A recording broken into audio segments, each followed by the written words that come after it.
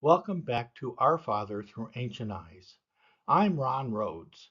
Last week we set the table. We discovered that Jesus' disciples weren't asking for prayer lessons. They already knew how to pray. They were asking for an identity marker. They wanted a prayer that would declare whose community they belonged to and whose kingdom they served. Today we dive into the first words of that prayer. Just 3 words: Our Father in Heaven. And I want to warn you, these 3 words are far more revolutionary than you might think. You've probably heard that the Aramaic word Abba means daddy. That's it, baby talk, a toddler's first word for their father. It's a beautiful idea. It's also not quite accurate. And the real meaning? It's actually more powerful than the myth. So let's discover what Jesus was really teaching when he gave us permission to call the creator of the universe our Father in heaven. Imagine you're about to meet Queen Elizabeth or any head of state, any world leader. What would that require? Months of preparation. You'd study strict protocol, when to bow, when to speak, what titles to use. You'd carefully rehearse every word. One slip could cause an international incident. That's how people approach royalty. Now imagine approaching the King of Kings, the creator of galaxies, the Lord of the universe. Surely the protocols would be even more demanding, right? And then Jesus says something shocking. He says, when you pray, call him Abba. It would be like the Queen saying, skip the formalities, call me Mum. Now you've probably heard that Abba means daddy. This teaching became wildly popular starting in the 1960s. The idea is that Abba was baby talk, the first sounds an infant makes when learning to speak. There's just one problem. The scholars who actually study Aramaic have corrected this. Here's what we know. Jesus was 33 years old when he prayed Abba Father in the Garden of Gethsemane. This wasn't a toddler babbling. This was an adult man in the worst crisis of his life. Adults called their father Abba. Students used it for their rabbis, their teachers. It was a family word, yes, but a family word used by people of all ages. So what's the right translation? Not childish, childlike. There's a difference. Abba combines warmth with respect, intimacy with honor, and that's actually more beautiful than baby talk. Listen to how Jesus uses this word in his darkest hour. Abba, Father, all things are possible for you. Remove this cup from me, yet not what I will, but what you will. This is Mark 14, verse 36. Jesus is in Gethsemane. He knows the cross is coming. He's sweating drops of blood. And in that moment of agony, he cries out, Abba. This is adult crisis, adult language, adult faith. Not the babbling of a child, but the cry of a son who knows his father's heart, even when the father's will means suffering. This is the word Jesus gives us permission to use. Now here's where it gets even more remarkable. Joachim Jeremias was one of the 20th century's greatest scholars of the New Testament world. He spent years researching ancient Jewish prayers. He combed through everything: synagogue liturgies, private prayers, every text he could find. His discovery: zero. Not a single Jewish prayer before Jesus addressed God as Abba. Jews prayed to God constantly. They had beautiful prayers, reverent prayers, theologically profound prayers. But Abba, that was too intimate, too personal, too presumptuous. Until Jesus. To understand how radical Jesus was, you need to hear how Jews typically addressed God in prayer. Lord of the universe, King of kings, the Holy One, blessed be He, Master of all. These are titles of majesty, power, transcendence, and they're appropriate. God is all of these things. And then Jesus says, when you pray, say Abba. It's like the distance between a formal throne room and a family dinner table. Both are real, both are true, but Jesus invites us to the table. Here's something fascinating about the early church. The first Christians quickly spread beyond Israel into Greek-speaking regions. They translated everything: the Hebrew scriptures, Jesus' teachings, the apostles' letters. But when it came to this one word, they didn't translate it. They kept the Aramaic, Abba. They could have simply said Pater, the Greek word for father, but they didn't. They preserved Jesus' actual voice. Paul, writing to Greek-speaking Romans, says, "You received the spirit of adoption by whom we cry out, Abba, Father." The early church understood this word was too precious to translate. It was Jesus' own prayer language, and he was sharing it with us. So what does Abba actually communicate? It's not one thing, it's two things held together: intimacy and respect, both at once. On the one side, Abba is personal, it's accessible, it's warm and caring. You can approach this God. On the other side, Abba carries honor. It acknowledges authority. It maintains reverence. This is still the Almighty. This is what makes Abba so perfect. It refuses to let us choose between a buddy God and a distant deity. It holds both together. But Jesus doesn't stop at Abba or even Father. He had something crucial: in heaven.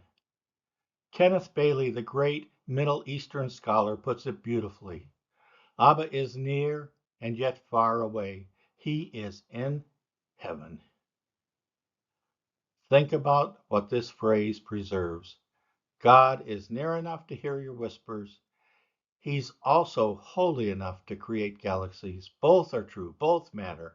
And heaven keeps us from shrinking God down to our size. Yes, he's your Father, but he's your Father in heaven, the transcendent creator, not just a cosmic friend. Let me be direct about this, because it's easy to swing too far. Abba invites intimacy, but in heaven prevents casualness. Creator is not the same as created. Eternal is not the same as temporal. Holy is not the same as common. And infinite is not the same as finite. We can approach God with confidence. Hebrews tells us to come boldly to the throne of grace. But it's still a throne. We're still approaching the Holy One. The balance Jesus teaches is this: intimate but not casual, close but not flippant, confident but not arrogant. Now there's one more word we need to examine, and it's easy to miss because it comes first: our. Notice Jesus doesn't teach us to pray, "My Father." He teaches us to pray, "Our Father." That one little word changes everything. It means you can't pray this prayer alone. Even when you're by yourself in your room, you're praying with all of God's children around the world. Kenneth Bailey says that when you pray "Our Father," you must look three directions. First, look down the pew at the people sitting near you, your fellow believers in your local church. Second, look up to heaven, to God Himself. Third, and this is the hard one, look around the world at every other person who calls God Father. They're your siblings, whether you like them or not. Here's the uncomfortable truth: you cannot call God Father while refusing to accept His other children as your family. The word "our" won't let you. Now I want to show you something that changes how we understand this whole prayer. In the ancient Roman world, there was a social system called patron-client relationships. A wealthy patron would provide benefits to clients, money, jobs, legal protection. In return, clients owed honor, loyalty, and public praise to their patron. Does that sound familiar? It's how many people approach God. What do I need to do to get God to bless me? How can I earn his favor? What's my performance record? That's patron-client thinking, and Jesus shatters it. God is not your patron, he's your father. The relationship isn't transactional, it's familial. You don't earn his love, you receive it. Your identity isn't based on performance, it's based on adoption. Jesus illustrated this perfectly in the parable we call the prodigal son. But notice there are actually two sons in that story. The younger son is the obvious rebel. He demands his inheritance, wastes it, and comes crawling home. But the older son is just as lost. He stayed home, did everything right, and yet he's furious when the father throws a party for his returning brother. Why? Because he saw himself as an employee earning wages, not as a son secure in love.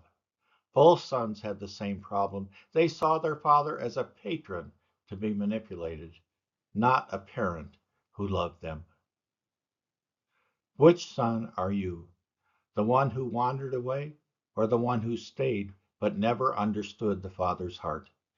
Either way, you need the same thing to discover that God is truly Father.